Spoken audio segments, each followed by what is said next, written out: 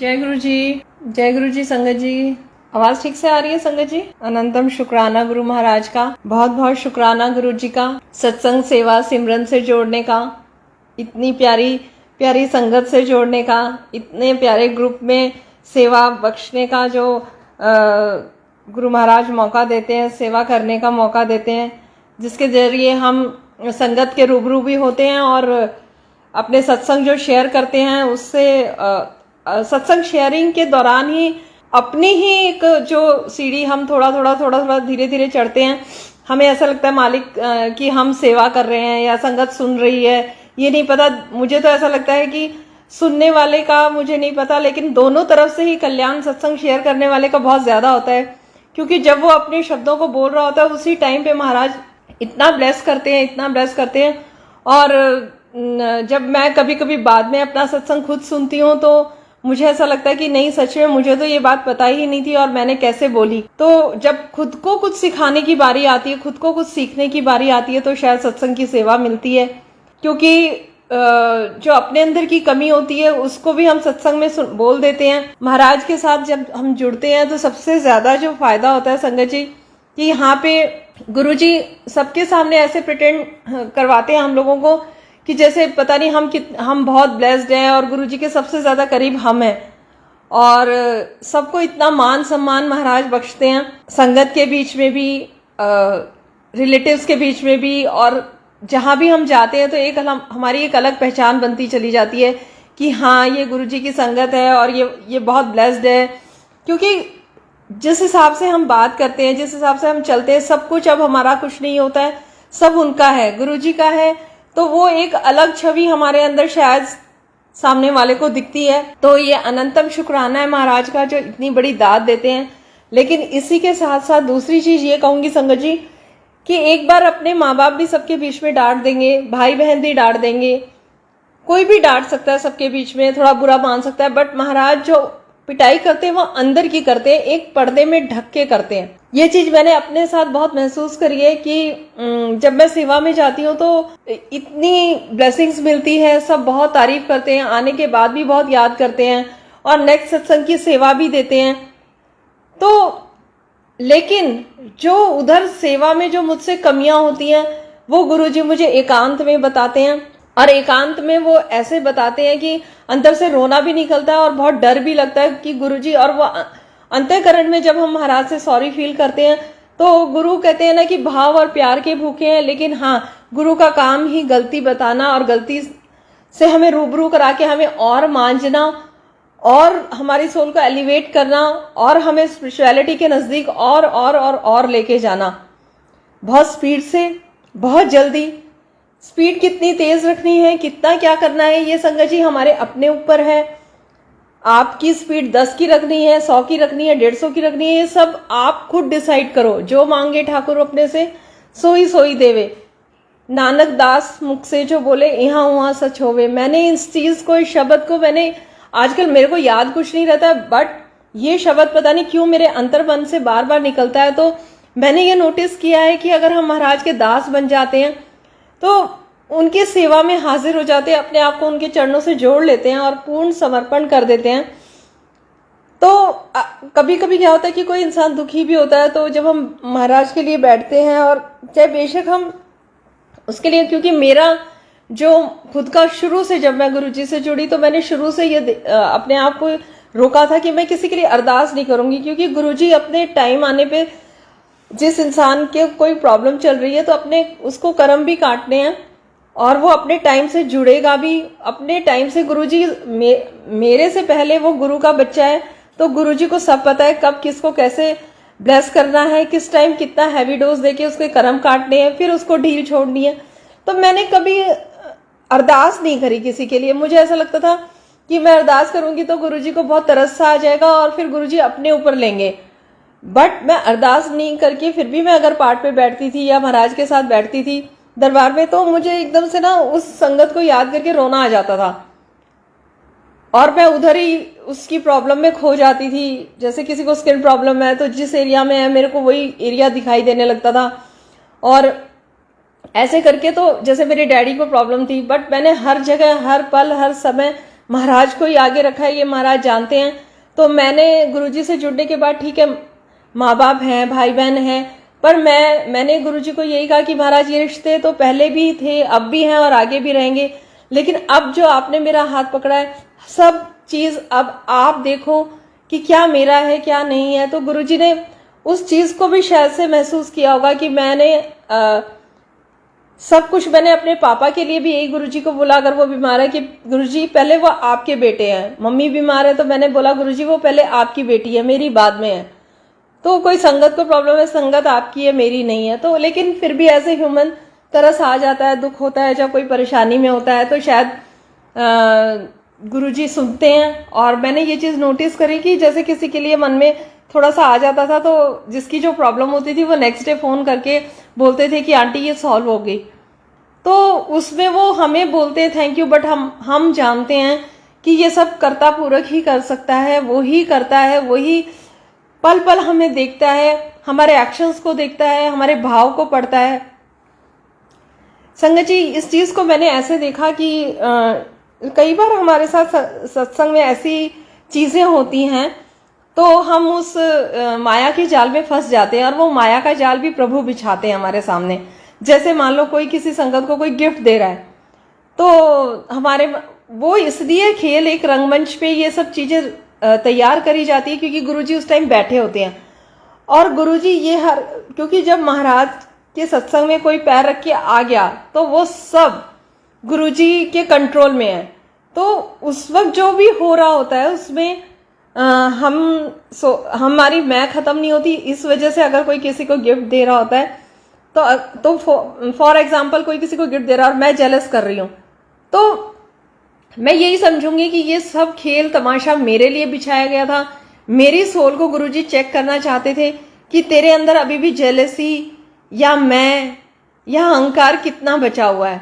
तो उसके बाद धीरे धीरे जब मैंने अपने आप को ठीक करना शुरू किया तो मुझे ये समझ में आया कि गुरुजी के सत्संग में कुछ भी हो रहा हो, ये हमें 100% नहीं, बहुत मतलब 1000% हमें ये बिलीव रखना चाहिए कि सब कुछ उनकी मर्जी से हो रहा है। ये माया का जाल हमारे ऊपर फेंका जाता है, ये माया करवाती है कि हमारा ध्यान को डिस्ट्रैक्ट करने के लिए। मान लो तुम बहुत स्पीड से अपनी स्पिरिचुअलिटी से जुड़ रहे हो और बहुत अच्छा तुम्हारा कनेक्शन चल रहा है, फिर कुछ ऐसी लीला प्रभु करवाते हैं वहां पे, क्योंकि वो भी नहीं इतनी बड़ी महान शक्ति के साथ कनेक्शन बनाना और इतनी स्पीड से आप एक रिदम में चल रहे हो, तो जरूर कोई ना कोई अप्सरा महाराज भेजेंगे, कोई ना कोई अप्सरा आएगी, किसी भी रूप में आएगी। चाहे वहां झगड़ा हो रहा होगा या कुछ लंगर में आपको प्रॉब्लम लगेगी, ये सब अप्सराएं होती हैं ताकि तुम्हारा ध्यान भटके, या बच्चे बहुत ज्यादा शोर कर रहे होंगे तो ये महाराज देखते हैं कि अब तुम्हारी लिव कितनी जुड़ी हुई है, तुम कितना मतलब अंतःकरण से तुम मेरे साथ कितना कनेक्शन बनाते हो। कई बार हम चोले में ही अटक जाते हैं, या किसी आंटी ने ये कर दिया, आज लंगर में बिस्किट था, आज नमकीन थी, आज तो ये नहीं होना चाहिए। अरे जो संगत जुड़ी है महाराज से, उसके भी तो गुरुजी हैं, उसका भी तो अपना प्यार है। क्योंकि इस चीज को मैंने ऐसे एक्सपीरियंस किया, जैसे कि मैं सेवा में जाने लगी तो पता नहीं, कहते हैं ना कि कब अहंकार आ जाता है, तो मैंने धीरे धीरे संगत को ये बोलना शुरू किया, आंटी ऐसा है, गुरुजी ने तो अपने टाइम में सिर्फ चाय प्रसाद रखते थे और आप चाय ही रखना, नहीं तो समोसा वगैरह हो जाता है तो फिर बहुत ज्यादा टाइम उसी में खाने में लग जाता है और फिर लिव नहीं जुड़ती। तो कई संगत उस चीज को एग्री करती थी, बट सबकी अपनी जर्नी होती है, कौन कितनी सीढ़ी पे है वो किस हिसाब से उस चीज को समझता है, ये हर सोल की अपनी जर्नी है। तो कई लोग मान जाते थे, कई लोग नहीं मानते थे, और मैंने देखा कि मैं जो बोलती थी उसका अपोजिट वहां हो रहा होता था। तो मुझे जब मैं घर आई तो मुझे ये रियलाइजेशन हुआ कि गुरुजी ने कहा तू ज्यादा मैडम मत बनाकर, वो मेरे भी बच्चे हैं, उनके घर में क्या बनेगा क्या नहीं बनेगा मैं खुद डिसाइड करूंगा और मैं उनको भाव दे दूंगा। मैं उनके साथ ऐसे मेरे को मैसेज दिलाना होगा तो वो मैं अपने आप उस चीज को वैसे ही व्यवस्थित कर दूंगा। तो संगत जी, भाव सिर्फ यही है कि पता नहीं क्यों मुझ में ये जो कमियां हैं कि मैं 2 सेवा में जाने के बाद फिर मैं थोड़ा सा मैडम बनने लगती, तो गुरुजी फिर मुझे कान पकड़ के ना पीछे से फिर बोलते हैं कि तू नर्सरी नहीं प्रेप की स्टूडेंट है और अभी प्ले स्कूल में भी मैंने तेरे को नहीं भेजा है, तो चुप करके बैठ जा, अपना नाक पोंछ ले पहले। तो संगत जी वही है कि हम सोचते हैं कि हमें इतना टाइम हो गया गुरुजी से जुड़े, इतना टाइम हो गया, उतना टाइम हो गया। नहीं, जो मैंने अपनी जर्नी में महसूस किया कि हर सुबह कहते हैं ना साहिब मेरा नित नया, तो बिल्कुल सुबह एक नई जर्नी शुरू होती है। पूरी रात में गुरुजी हमें पूरा देखते हैं, सब कुछ देखते हैं, वो अच्छे से देखते हैं कि कितनी कमी है, कितना ठीक करना है। और मैंने ये भी महसूस किया, पहले मैं हर चीज़ गुरुजी से पूछती थी तो 3-3 दिन एक क्वेश्चन पूछती थी, फिर इतनी उलझी रहती थी। मान लो एक कपड़ा ही पहन के जाना है तो मैं पूछती थी गुरुजी क्या पहनूं क्या पहनूं क्या पहनूं, तो 10 दिन पहले से बोलने लग जाओ तो उतने ही आइडियाज आने लगते हैं और ऐसे हो जाता है। लेकिन अब गुरुजी ने ये कर दिया है कि बस उसी टाइम, अगर 2 घंटे का सत्संग है तो 1 घंटा सिर्फ दरबार के लिए चाहिए, चोला सजाने के लिए चाहिए, तो सिर्फ 1 घंटा सफिशिएंट है। ये नहीं कहीं सत्संग में जाके 3-3 घंटे पहले तुम सेवा करने के लिए पहुंच जाओ। क्योंकि जब मैं अभी द्वारका गई थी संगत जी सेवा में, तो मैंने ये चीज वहां नोटिस करी जो मुझसे गलती हुई। हम वहां 1-2 घंटे पहले पहुंच गए और जाके उस संगत ने भी, उसके अपने भाव थे, उन्होंने हमें चाय प्रसाद वगैरह दे दिया। पहले हमने सेवा नहीं शुरू करी थी और हमने पहले चाय वगैरह ले लिया। तो जो मुझे महसूस हुआ, खैर रब किसी से नाराज नहीं होते, बट जब 3-3:15 बजे सत्संग की प्लेलिस्ट जैसे ही मैं ऑन करना चाह रही थी, 10 मिनट पहले मैं थोड़ा चेक करना चाह रही थी, तो मैंने देखा कि प्लेलिस्ट नहीं चल रही है। और मुझे टेक्निकली इन सब चीज़ों की बिल्कुल भी नॉलेज नहीं है। अभी भी जो कैमरा वगैरह सेट किया है वो पावनी आंटी ने किया है, तो इस चीज़ में मैं ज़ीरो, ना केबल का कुछ पता। 2-3 सेवादार मेरे साथ, 2 आंटियां और थे, तो स्पीकर को लेके मैंने कहा अच्छा अंकल क्या करते हैं, एक पेन ड्राइव में प्लेलिस्ट डाल के और सिर्फ कहते जाके तू ना उधर ऑन कर लेना। मैंने कहा ठीक है। अब वो उधर सेवा के टाइम पे क्या गड़बड़ हुई, मेरे से शायद वो पेन ड्राइव हट गई या क्या हुआ, बट वो नहीं चल रही थी। और सबसे बड़ी बात कि वहां पे एक अंकल थे लैपटॉप लेके, उनकी बेटी के पास लैपटॉप था और उनके भांजे के पास लैपटॉप था। सबने सब कुछ ट्राई कर लिया, आधा घंटा हो गया, प्लेलिस्ट नहीं चल रही है, स्पीकर नहीं चल रहा है। और मेरी तो हालत इतनी खराब थी कि मैं बता नहीं सकती। और फिर मुझे ये अंदर से रियलाइज हुआ कि गुरुजी किसी बात पे मतलब कुछ हमसे त्रुटि हुई है, सेवा में कुछ तो गलती हुई है। तो मैंने क्या देखा, मैं गुरुजी की गद्दी के पास गई, मैंने सर ढका और मैंने मत्था टेका। मैंने कहा गुरुजी आज लाज रख लो और जो भी गलती है मुझे बता देना, पर आज माफ कर दो, मैं जैसे आप कहोगे वैसे ही करूंगी। तो जैसे ही मैंने मत्था टेका संगत जी, तो मैंने नोटिस किया कि जैसे ही गुरु महाराज चोला पहनते हैं उसके बाद हम बोल देते हैं कि जल प्रसाद रख दो, क्योंकि ऐसा महसूस होने लग जाता है कि वो एनर्जी आ गई है, तो उसका वेलकम करें। डिवाइन पावर गुरु महाराज की जैसे ही चोला पहनते हैं महसूस होती है। तो उस दिन वही बात है कि वहां जाके मैंने चाय पी ली तो मेरा दिमाग ही ब्लैंक हो गया और मैं जल प्रसाद भी महाराज का रखना भूल गई। जैसे ही चरणों पे हार लगा के गद्दी को पूरा रेडी कर देने के बाद तुरंत ये आवाज निकलती थी कि आंटी जल प्रसाद ले आओ, गुरुजी आ गए। बट उस दिन तो सब गड़बड़, जल प्रसाद नहीं रखा। मैंने ऐसे मत्था टेक के जब मैं ऊंचा, ओहो जल प्रसाद नहीं रखा, चलो जल प्रसाद रखा। फिर संगत जी फिर पता नहीं क्या हुआ, 5 मिनट के अंदर अंदर प्लेलिस्ट चल गई और वो स्टार्ट हो गई। तो घर आके फिर मैं गुरुजी के पास बैठी और मैंने कहा गुरुजी मुझे पता है कि आप मुझे बहुत स्पीड से चलाना चाहते हो, लेकिन एक तो मैन पावर नहीं है मेरे पास, ना टेक्निकली मैं इतनी स्ट्रांग हूँ। ये आपका शुक्राना है जो आप मुझे एक स्पीकर और चोला लेके भेज देते हो। और 2 आंटी हैं, एक ड्राइव करती हैं और एक जाके कड़ा प्रसाद और किचन संभालती हैं। तो मुझे तो जब से ही गुरुजी का दरबार लगता है, प्लेलिस्ट चल जाती है, उसके बाद मेरे से तो कुछ भी नहीं होता गुरुजी, मैं तो वहां बस एक थम से करके बैठ जाती हूँ।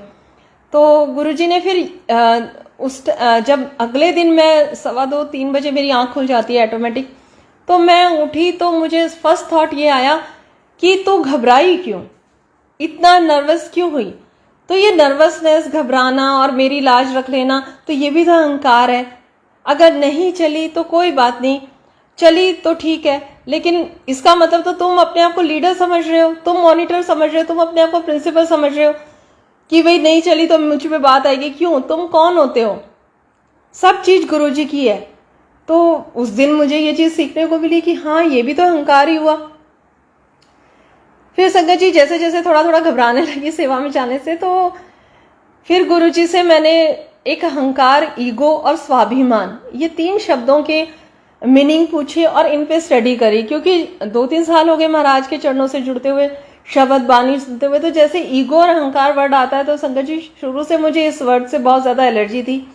मैं, क्योंकि मुझे ऐसा लगता था कि मैं बचपन से ये चीज मुझ में कभी भी नहीं आई, तो मैं और नीवा होती गई। और हाँ जी सही है तो हाँ जी, सेवादार ने गलत बोल दिया तो भी हाँ जी, मतलब अपनी बुद्धि को तो मैंने फिर बिल्कुल ही जीरो कर दिया। फिर महाराज की दया बरसी और उन्होंने मुझे सुनाया कि एक स्वाभिमान नाम की भी चीज होती है।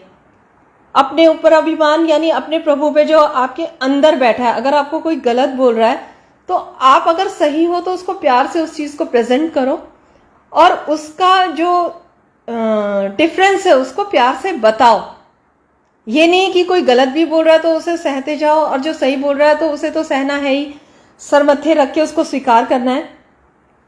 तो मुझे जो समझ में आया, फिर महाराज ने एक सत्संग सुनाया, उसमें रघुवीर अंकल ने कहा था कि गुरुजी ने कहा था 2.5 घंटे सत्संग के या 2 घंटे जो भी है, उस वक्त सिर्फ जुत्ती थल्ले अपनी अकल को रखो। उसके बाद जैसे ही आप सत्संग घर से बाहर निकलते हो, फिर गुरुजी के कंट्रोल से आप बाहर होते हो और फिर आप दुनिया में वापस गुरुजी आपको भेज देते हैं। तो वहां से आपने पॉजिटिविटी ली, जो आपने वहां से ज्ञान लिया, उसको समाज में और दुनिया में और बिजनेस में हर जगह उसको यूज करना है। वहां भी ब्लैंक नहीं होना। ब्लैंक सिर्फ गुरु महाराज के सत्संग में, उनकी गद्दी, उनके दरबार के आगे होना है। ये नहीं संसार में भी तुमसे कोई गुरु नाम से पैसे मांग रहा है, कोई सेवा के नाम से मांग रहा है। आप मांग के देखो ना सेवा किसी से, 20 रुपए की कोई दे दे तो आप बोलो कि अंकल 20 रुपए का पेटीएम कर देना या 200 का कर देना, कोई करेगा? जरा देखो तो सही, ट्राई तो करो। फिर ये मैंने प्रैक्टिकल किया संगत जी और कुछ नहीं आया वहां से। तो गुरु महाराज ऐसे करवाते हैं, उसमें संगत की गलती नहीं है।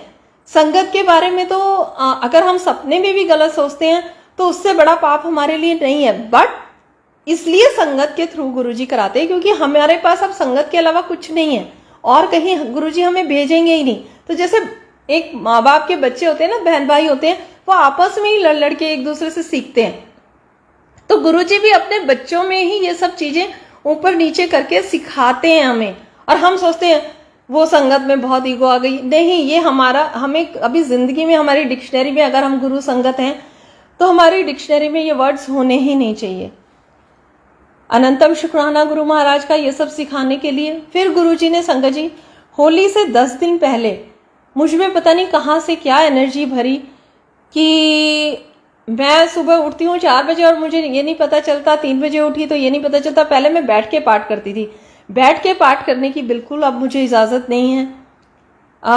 जपजी साहब का पाठ महाराज ने बख्शा हुआ है तो वो भी मैं बैठ के गुटका साहब के साथ नहीं पढ़ती हूँ, ना मैं दरबार का पर्दा हटाती हूँ, क्योंकि ये चीज मैंने द्वारका से ही मेरे मन में रहती थी। जब मैंने शुरू में महाराज से जुड़ के और मुझे नींद नहीं आती थी, मैं अर्ली मॉर्निंग ही गुरुजी के साथ बैठ जाती थी। तो फिर धीरे धीरे फिर मैं उस रूम में जाना बंद कर दिया था। जैसे जैसे 15-20 दिन हुए मुझे जल्दी उठते हुए, तो बहुत जल्दी ही गुरुजी ने मुझे अपनी एनर्जी, अपनी डिवाइन डिविनिटी और उस जो वाइब्रेशन का जो थोड़ा सा एहसास था ना, वो मुझे 20-25 दिन में ही महाराज ने बख्श दिया था। और उसके बाद 30-35 दिन के बाद तो बहुत कड़ाके की ठंड थी, तब मैं खिड़की में बैठ के करती थी, वहीं दरबार था। फिर बाद में गुरु का प्यार इतना बरसा कि उन्होंने ऐसी लीला रची कि नई रजाई में बैठ के ही अपना पाठ कर, जो भी है। फिर वो वेलवेट की रजाई का कवर था, उसमें मुझे हनुमान जी के दर्शन हुए थे। तो अब मैं बैठ के पाठ नहीं करती हूँ। हाँ, जैसे ही बेड से नीचे उतरती हूँ मैं धरती माता को प्रणाम करती हूँ और उसके बाद मैं फोन लेके उसमें मैं पाठ लगा देती हूँ, 5-7 बार का रिपीटेशन लगा देती हूँ। उसमें उस वक्त भी मेरा चलना फिरना बराबर रहता है। दरबार को मैं ओपन नहीं करती हूँ क्योंकि मुझे ऐसा लगता है जब मेरे बच्चे सो रहे हैं, मेरा पति सो रहा है, तो मैं महाराज को क्यों डिस्टर्ब करूं। अगर वो एकांत में है तो उन्हें एकांत में रहने देती हूँ। ये मेरी इच्छा है, ये मेरा प्यार है, जो मैं उठी बात खत्म, तो मैं वो करके। लेकिन महाराज मुझे ऐसा लगता है कि उसी टाइम एक्टिव हो जाते हैं और मेरे को मतलब ऐसे करके कि चल ऐ कर इस तरह कर, ऐदा कर, तो वो सारा उनका चलता रहता है और मैं हंसती रहती हूँ और करती रहती हूँ। तो लेकिन गुरुजी कहते हैं ना, ब्रह्मा बोले काया के ओले। तो एक आंटी ने नवरात्रों में आके मुझे ये कहा था, दरबार में बैठ के आंख बंद करी उन्होंने और कहा कुसुम आंटी अपने सारे ड्रॉस चेक करो, ड्रॉस में बहुत ज़्यादा इधर उधर कुछ कुछ पड़ा हुआ है। तो मैं इशारा समझ गई थी कि अब सफाई का हुक्म हो गया है, और बिल्कुल कोने कोने की सफाई। क्योंकि एक गुरुजी ने सत्संग सुनवाया था कि जब गोल्डन ब्लेसिंग आती है तो गोल्डन ब्लेसिंग ऐसे ही नहीं आती है, महाराज उसकी बहुत कड़ी तपस्या करवा के ही गोल्डन ब्लेसिंग देते हैं। तो कुछ मुझे इंट्यूशन थोड़ी थोड़ी पहले हो रही थी, और वो प्रैक्टिकल करने में बस मैं स्टार्ट करने में थोड़ा डिले कर रही थी, क्योंकि वो महाराज डिसाइड करते हैं। मैसेज 1 महीने पहले आएगा या 1 साल पहले आएगा, बट टाइमिंग गुरु का होता है। तो मैंने कहा ठीक है। कहती अब आप 30 दिन ना कहीं बाहर मत जाओ सेवा में, अपने घर को संवारो। मैंने कहा ठीक है, बट मैं नहीं मानी, और मैं सुबह सुबह थोड़ा सा कभी 2-3 ड्रॉर फैला दी, फिर वो किया, फिर ये किया। तो मैंने थर्सडे की सेवा और बड़े मंदिर, ये 2 चीज़ तो नहीं छोड़ी।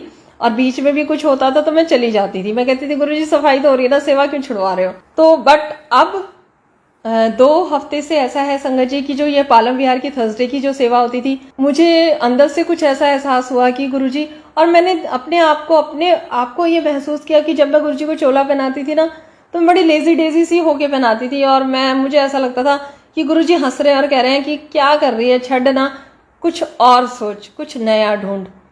तो फिर मैंने संगत को बोला, जो भी हमारे 2-3 फैमिली गुरुजी ने यहाँ पे ब्लेस की है, मैंने कहा आंटी कहीं सत्संग हो, कहीं संगत को भूख हो थर्सडे के सत्संग की, आप लोग जाओ। और मुझे भाव यहाँ के लिए नहीं आ रहा है, ना मेरा अंतर बन कर रहा है, लेकिन मुझे दूर दूर का कुछ ऐसा महसूस हो रहा है। तो वो गुरुजी ने प्रैक्टिकल करके भी दिखाया। मेरे सिस्टर इन लॉ के यहाँ रोहिणी में सत्संग की सेवा दी, और 1-2 जगह जो गुरुजी करवाते हैं वो महाराज करवाते हैं, तो अनंतम शुक्राना। और साहिब मेरा नित नया से मुझे अब यही समझ में आता है कि गुरुजी बहुत जल्दी जल्दी अगर हम सेवा को करते हैं, तो जैसे चोला पहनाने की सेवा, चोला ले जाना, प्लेलिस्ट, ये सब मुझे अंदर से महसूस होता है कि गुरुजी कह रहे हैं कि मैंने तेरे को 100 में से 100 नंबर दिए, बट कुछ नया सोचो, कुछ नया सीखो, क्योंकि बहुत कुछ है, कोई अंत नहीं है। तो मुझे शुरू से संगत जी, मैं शिव पुराण पढ़ी थी तब भी, और मुझे बचपन से ही बहुत ज़्यादा सिस्टमैटिक रहने की आदत है। मैं छोटी सी थी तब से ही मुझे बहुत ज़्यादा सफाई का शौक था। तो मैं जब महाराज से जुड़ी तो थोड़ा सा वो गुरु की ही इच्छा थी कि मैं बिल्कुल ही अस्त व्यस्त, महाराज ने मुझे ऐसे जैसे डब्बे में बहुत सारी गोटियां होती है, तो ऐसे ऐसे करके डब्बा हिलाया, और मुझे बहुत हिला के और बहुत अस्त व्यस्त किया, क्योंकि महाराज को मुझे रीअरेंज करना था, कुछ नया। और ट्रांसफॉर्मेशन, आई थिंक ये वर्ड सही रहेगा। तो वो जर्नी मेरी शुरू करनी थी महाराज ने। तो लेकिन अब गुरुजी ने मुझे फिर से वैसा ही बना दिया जैसे मैं पहली कुसुम थी। तो अब मुझे बुक्स पढ़ के और घर को कैसे अरेंज करना है, और ये भी गुरुजी ही कराते हैं, क्योंकि पहले हमने बहुत अच्छे से अपना घर सेट किया था द्वारका में, कौन सी डायरेक्शन में क्या होता है। फिर गुरुजी से जुड़े तो ऐसे ही कहीं से सुन लिया था कि गुरुजी वास्तु भी नहीं देखते थे, ये भी नहीं देखते थे, ये भी नहीं देखते थे। तो वही है ना, संगत के मुंह से सुन के हम भी सोचते हैं ऐसा है। बट जब मैंने शिव पुराण पढ़ी, मैंने देखा उसमें तो कैसे फूल चढ़ाना है, कैसे हंसना है, कैसे बैठना है, कहाँ शिव जी पे कैसे जल चढ़ाना है, सब था। मैंने फिर से उसको रिकॉल किया, फिर पढ़ा, और मैंने एक एक गमला उसी डायरेक्शन में रखा। उसमें फूलों का भी है, मतलब प्लांट से रिलेटेड पूरी स्टडी शिव पुराण में है। रसोई घर से रिलेटेड भी पूरा है। तो जैसे कि आजकल जो किचन के लिए बोलूं तो मेरी किचन भी ओपन ही थी, तो मैंने लेकिन उसमें एक पर्दा लगा दिया, और आने वाले टाइम में शायद मैं उसको शीशे से कवर कर दूंगी। उसके लिए भी मैंने जब गुरुजी से मतलब ऐसे क्वेश्चंस पूछती रहती हूँ, क्योंकि और किसी से पूछ के फायदा नहीं है।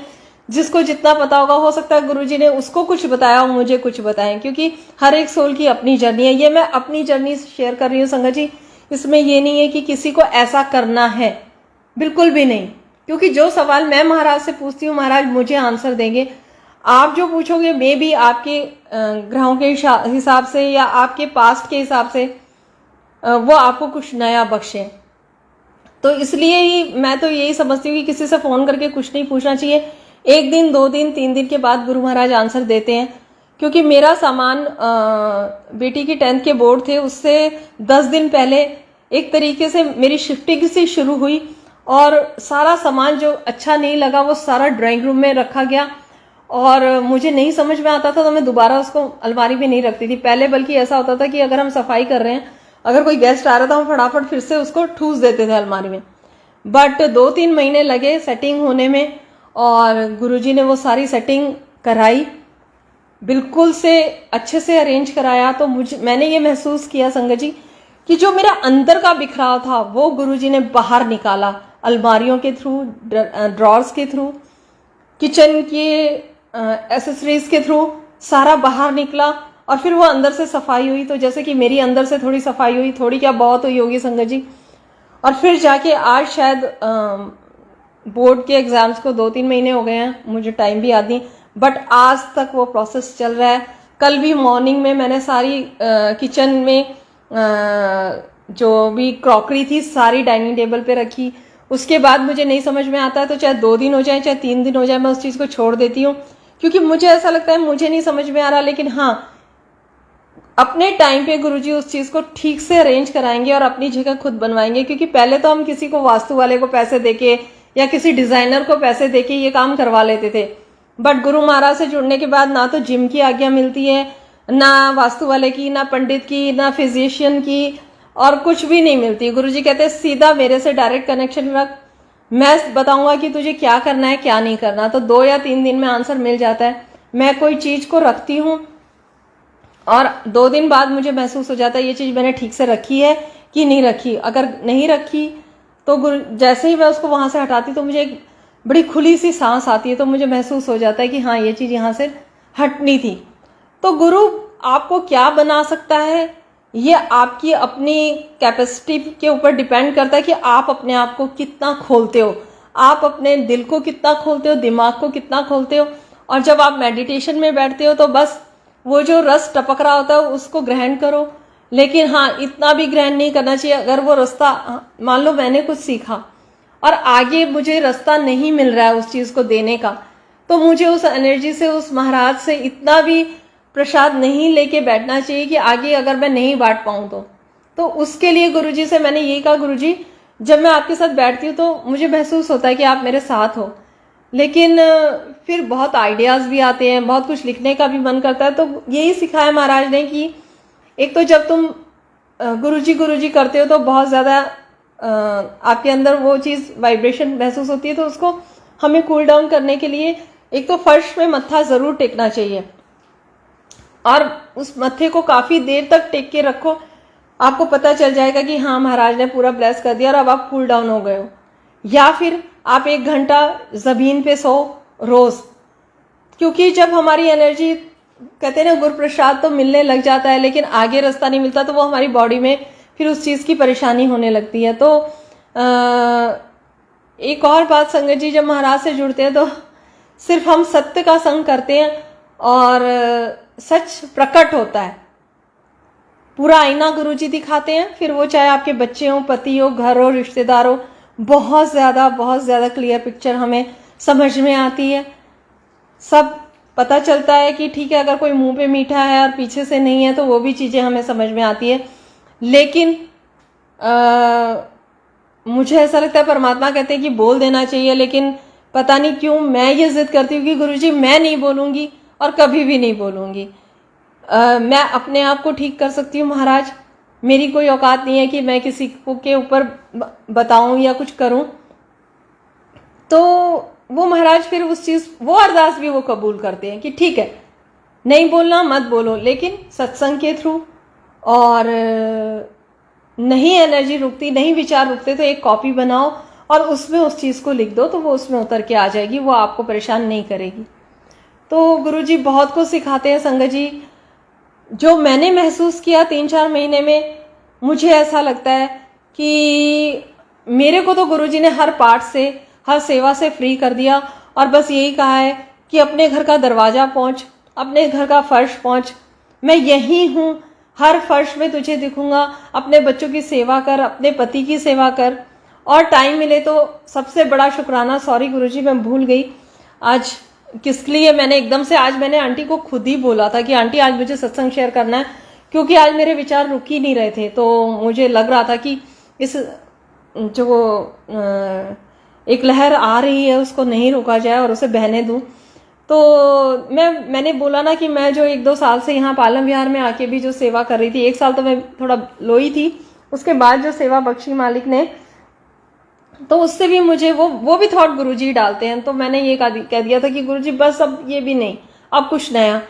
और फिर मैंने थोड़ा फिर से ब्रेक लिया और 10-15 दिन का। तो मुझे गुरुजी ने धीरे धीरे संगत जी फ्राइडे को यहाँ पे नवरात्रों से ही हर फ्राइडे को काफ़ी सारे बच्चे आते हैं दरबार में। यहाँ लेबर क्लास के बच्चे हैं और यहाँ पे जैसे काफ़ी प्रोजेक्ट्स बनते रहते हैं, मकान बनते रहते हैं। तो वो लोग गांव से तो आ गए बट उनके आधार कार्ड वगैरह नहीं बने हैं। तो वो बच्चे कोई 2nd में है, कोई 7th में, कोई 5th में, तो वो ऐसे ही घूमते रहते हैं। तो मैं फ्राइडे उन्हें ऐसे ही बुलाने लगी। मैं सिर्फ टॉफी के लालच में, और वो एक बार जय गुरु जी बोल देते हैं तो मुझे ऐसा लगता है गुरु जी भी खुश होते हैं, बच्चे आते हैं तो धीरे धीरे एक दिन एक बच्चा मुझे कहता है आप ट्यूशन भी पढ़ाते हो, और वो दरबार में बैठा हुआ था। तो मुझे एक लाइन याद आई कि गुरुआनु कॉन्ट्राडिक्ट नहीं करते। तो मैंने कहा ये गुरुजी के दरबार में बैठा और ये कुछ बोल रहा है, तो मेरी क्या मजाल कि मैं ना कर दूं। मैं हंसने लगी और मैंने कहा हाँ। तो कहता है कौन सी क्लास को पढ़ाते हो आंटी? तो मैंने कहा कि मैं 7th क्लास तक पढ़ा लेती हूँ। तो बोले कितने पैसे लेते हो? मैंने कहा बेटा मैं फ्री में तो नहीं पढ़ाती, मैं 50 रुपये लेती हूँ हर महीने। तो बोले हम आ जाएं कल से? मैंने कहा बिल्कुल आ जाओ। अब ये संगत जी मैं बोल रही हूँ और वो बच्चा मेरे से क्वेश्चन कर रहा है। 2 लड़के थे, एक छोटी सी 6 महीने की बच्ची को वो लेके आए थे और वो शुक्राना गुरुजी यहाँ लिखा हुआ है तो उसको देख रहे थे। और मैंने ऐसे ही बोल दिया। धीरे धीरे ऐसी लीला हुई प्रभु की कि वो बच्चे आने लगे और वो 4 से 5:30-6 बजे तक मेरे पास बैठे रहते हैं। कभी 4 आए, कभी 5 आए। अब धीरे धीरे अभी 3 लड़कियां आती हैं। तो वो जो उस टाइम पे जो माहौल होता है, उस टाइम पे मेरा सत्संग भी शेयर हो जाता है बच्चों के साथ और मैं उनके साथ बहुत अच्छा महसूस करती हूँ। कुछ नया उनसे सीखती हूँ, कुछ सिखाती हूँ। और अगर मैं उनको छोटा सा कुछ खिला पिला भी देती हूँ तो मुझे ऐसा लगता है कि मेरी लंगर की सेवा हो गई। और बच्चों के साथ और जानवरों के साथ आपकी एनर्जी बहुत अच्छे से फ्लो करती है। वहाँ आपकी एनर्जी को कोई काटने वाला नहीं होता। तो आपका दिमाग, दिल और वो जो गुरु प्रसाद ऊपर से जो बरसता है ना, उसको भी एक खुला रास्ता मिलता है। ये मैंने महसूस किया। तो सबसे बड़ा शुक्राना, बेहद अनंतम शुक्राना, क्योंकि मैं बचपन से ही टीचर बनना चाहती थी। जब मेरी क्लास में टीचर्स आते थे ना तो मैं उनकी सिल्क की साड़ी और वो मैम ऐसे, तो मैं ऐसे सपने बुनती थी। बट सब सपना नहीं पूरा होता क्योंकि कुछ फैमिली के सर्कमस्टांसेस भी ऐसे होते हैं। बट गुरु से जुड़ने के बाद वो आपको क्या क्या बना देता है नहीं पता। इतनी हाई पोस्ट गुरुजी देते हैं और मैं भी हंसती हूँ और गुरुजी भी हंसते हैं। तो बेअंत शुक्राना गुरुजी, मेरे को एक छोटा सा एक नर्सरी स्कूल खोल के दिया जो आपने। और मुझे जब मैं बाहर भी होती तो मुझे ऐसा लगता है कि मेरे बच्चे आ गए होंगे, घर में मेरा वेट कर रहे होंगे। दूसरी बात, जब गर्मी होती है बहुत ज़्यादा तो मुझे ऐसा महसूस होता है कि 2-3 घंटे अगर वो बच्चे एसी में बैठ गए और मैं उनको ऐसे बोल देती हूँ स्टडी टेबल पे बैठ के लिख लो, सोफे पे बैठ जाओ, तो वो मेरे मुंह की तरफ ऐसे देखते हैं। तो मैं अंतर मन में कहती हूँ कि सब तो भगवान का है, तुम भी भगवान के बच्चे हो, सब कुछ तुम्हारा है और सब तुम्हारे हैं। तो मुझे ये सेवा में इतना रस आ रहा है। तो गुरुजी, ये जो सेवा आपने मुझे दी है इसके लिए बेअंत शुक्राना। मेरे पास शब्द नहीं है क्योंकि ये सेवा में कोई टोक नहीं है। कहीं भी आप सेवा में जाते हो संगत जी, कुछ ना कुछ टोक लगती ही है कि ऐसे क्यों, ऐसे ये वो, या पीछे से कुछ ऐसा होता है। तो वो वाइब्रेशंस आप जितना थोड़ा सा प्योर होते हो तो वो वाइब्रेशंस नेगेटिविटी आपको हिट करती है। चाहे फिर आप किससे 100 मील दूर आपके बारे में कोई नेगेटिव बोलेगा, वो आपको महसूस होएगा। तो इतनी प्योर सेवा देने के लिए गुरुजी बहुत शुक्राना, शब्द नहीं है, बेअंत शुक्राना। और शक्ति देना गुरुजी कि 3 बच्चे हैं, अभी 3 से 5 हुए और मुझे ऐसा लगता है कि अगर मेरे को गुरुजी पूरी शक्ति दे और मैं और थोड़ा सा अपने आप को वो कर पाई तो मुझे कभी कभी तो ऐसा महसूस होता है कि ये 3-4 कमरे हैं ना, इनमें मतलब पैर रखने की भी जगह नहीं होगी। क्योंकि मैंने महसूस किया ये इतने बच्चे हैं, ऐसे इतने बच्चे हैं कि कुछ लिमिट नहीं है। एक जो पेट्स की सेवा के लिए मैं बोलती हूँ कि मुझे पेट्स की सेवा, जैसे गौशाला में चींटियों को और जानवरों के साथ भी मुझे अपनी एनर्जी बहुत ज़्यादा पॉजिटिविटी से जुड़ती हूँ मैं, और मेरी एनर्जी बहुत हाई होती है। तो बेअंत शुक्राना गुरु महाराज ने मुझे पहचान के मेरे हिसाब से मेरी झोली में सेवा अब डाली है संगत जी, और मैं बहुत खुश हूँ। बेअंत शुक्राना गुरु जी। बस क्या बोलूँ संगत जी, बस इतना ही आज के लिए, और फिर गुरु जी बोलेंगे तो मैं फिर आऊँगी सेवा के लिए। बहुत बहुत शुक्राना। जय गुरु जी।